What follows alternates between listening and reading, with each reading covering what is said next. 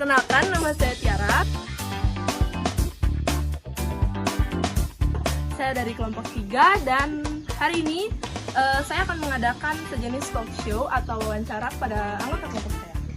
Jadi materi yang akan saya bawakan adalah Kitab Ramayana. Sedikit dijelaskan, Kitab Ramayana adalah kitab yang menceritakan kisah Ramayana. Singkatnya seperti itu. Dan Kitab Ramayana memiliki 7 kanda, yaitu Balakanda, Ayodhya Kanda, Aranya Kanda, yaitu ada Balakanda, Ayodhya Kanda, Aranya Kanda, Kiskindha Kanda, Sundara Kanda, Yuddha Kanda, dan Uttara Kanda. Oke, segitu aja yang saya jelasin. Sekarang kita lanjut sesi tanya jawab. Kita Arya Santika nomor 6. Oke, Arya, aku mau nanya nih tentang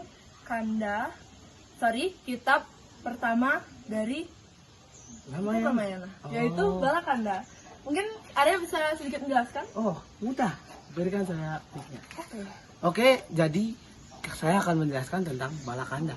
Balakanda merupakan salah satu kitab pertama dalam kisah Ramayana, di mana kitab ini menceritakan tentang Sang Dasarata yang menjadi raja. Dan sang raja ini mempunyai 3 istri. Yang pertama yaitu Dewi Kosalya, yang kedua Dewi Kekayi, dan yang ketiga Dewi Sumitra. Di mana Dewi Kosalya mempunyai anak bernama Sang Rama.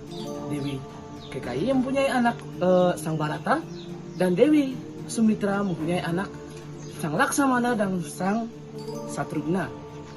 Maka pada suatu hari Bagawan Wiswamitra meminta tolong kepada Prabu Dasarata untuk menjaga pertapaannya. Sang Rama dan Laksamana lah yang pergi membantu mengusir para raksasa dari pertapaan Bagawan Wiswamitra. Lalu atas penunjuk Brahmana tersebut, maka Sang Rama pergi mengikuti Sayembara di Wideha dan mendapatkan Dewi Sita sebagai istrinya. Ketika pulang ke Ayodhya, mereka dihadang oleh Rama Parasu, tetapi mereka bisa mengalahkannya. Baik, itu tadi penjelasan dari Balakanda. Mik, saya kembalikan kepada Tiara. Coba lanjut ke sasaran selanjutnya. Halo Kak. Halo. Bapak ini lagi nyiram tanaman. Jadi saya di sini nama saya Tiara, mungkin kalian tahu. Jadi saya mau menanyakan kepada kakak tentang materi kanda. Tadi udah dijelasin sama Arya, yaitu Balakanda, dan sekarang saya mau nanya, ayo dia kanda. Saya jelaskan.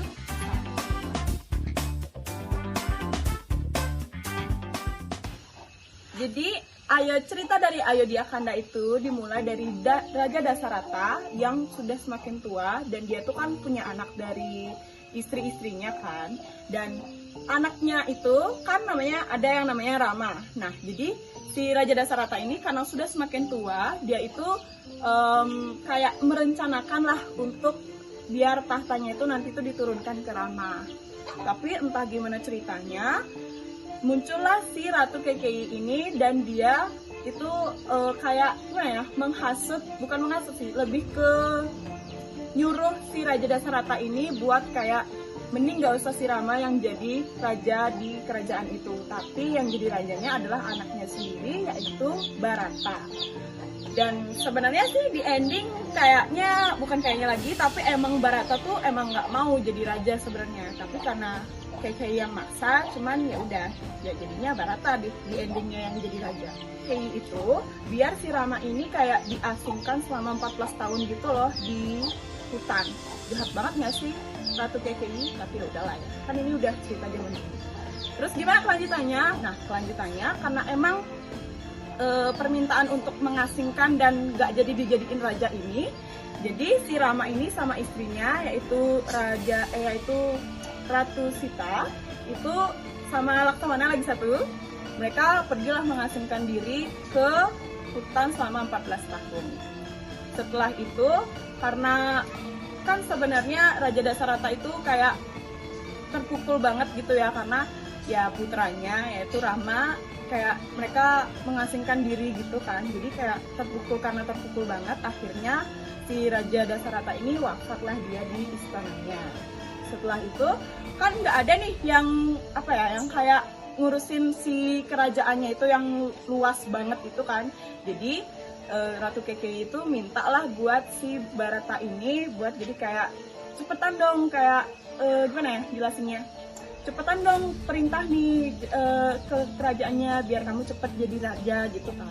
Akhirnya si Barata, kalian pasti pikir kayak dia bakal mau jadi raja langsung. Enggak teman-teman. Jadi mereka itu, bukan mereka sih, sebenarnya si Barata itu pergi, dia nyusul kakaknya si Rama itu ke hutan dan minta kakaknya buat kayak ngehasut kakaknya kayak biar si Rama aja yang jadi raja di kerajaannya. Tapi si Rama tetap teguh sama pendiriannya bahwa kayak ini tuh udah yang ngasih tahu dia buat apa ya, buat pergi ke hutan selama 14 tahun tuh kayak orang tuanya. Jadi dia benar-benar harus ngikutin orang tuanya banget. Jadi karena pasrah, si Barata akhirnya pergilah dia balik lagi ke kerajaan dan dia yang jadi raja di sana dan dia yang memerintah raja yang sekarang gitu.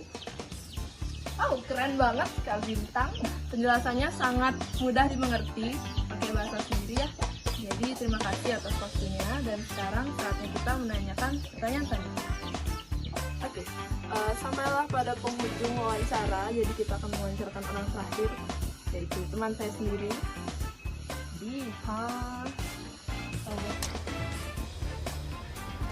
Wait a minute. Who are you? Halo teman. Namamu siapa? Perkenalkan.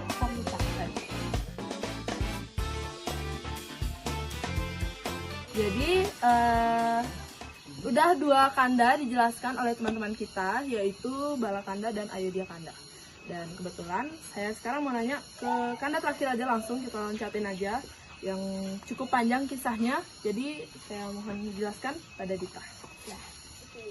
Utara Kanda. Utara Kanda ini adalah kanda yang terakhir yang menceritakan tentang Sri Rama yang mendengar para rakyatnya berbincang tentang kesucian, yang meragukan kesucian Dewi Sita. Nah, karena Sri Rama ini adalah raja, dia ingin mencontohkan hal yang baik kepada rakyatnya. Jadi dia memutuskan untuk mengirim Dewi Sita ke hutan. Nah, di sana Dewi Sita itu dia pergi ke pertapaan Resi Valmiki.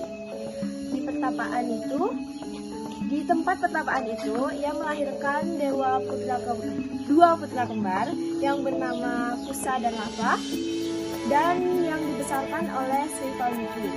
Nah, pada suatu hari, si Sri Rama ini membuat acara, yaitu namanya Aswamedha, yang didatangi oleh berbagai orang di daerahnya.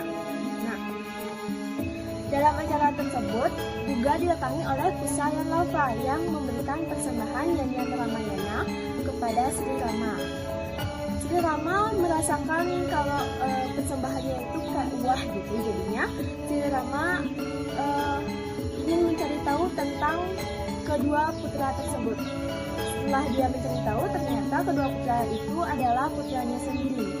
Nah, di sana Sri Rama meminta si Valmiki untuk mengantarkan Dewi Sita ke istananya.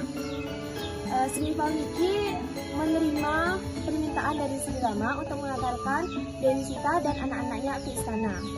Di sana, Dewi Sita menjelaskan kepada Sri Rama bahwa ia memang benar masih suci dengan ia bersumpah. Sebentar, saya lupa dengan sumpahnya. Sumpahnya yaitu raganya tidak diterima oleh bumi seandainya ia memang tidak suci. Nah, setelah mengatakan itu, seketika belahlah dan muncullah Dewi Pertiwi yang duduk di singgasana emas dengan didampingi oleh naga-naga. Dan Dewi Sita di sana ditelan oleh bumi karena dia memang benar-benar suci. Karena kan sumpahnya dia itu raganya tidak diterima oleh bumi seandainya ia memang tidak suci. Karena dia memang benar-benar suci, jadi raganya itu diterima oleh bumi. Nah, pada saat itu Sri Sri Rama, dia itu sangat menyesal karena telah meragukan perkataan istrinya.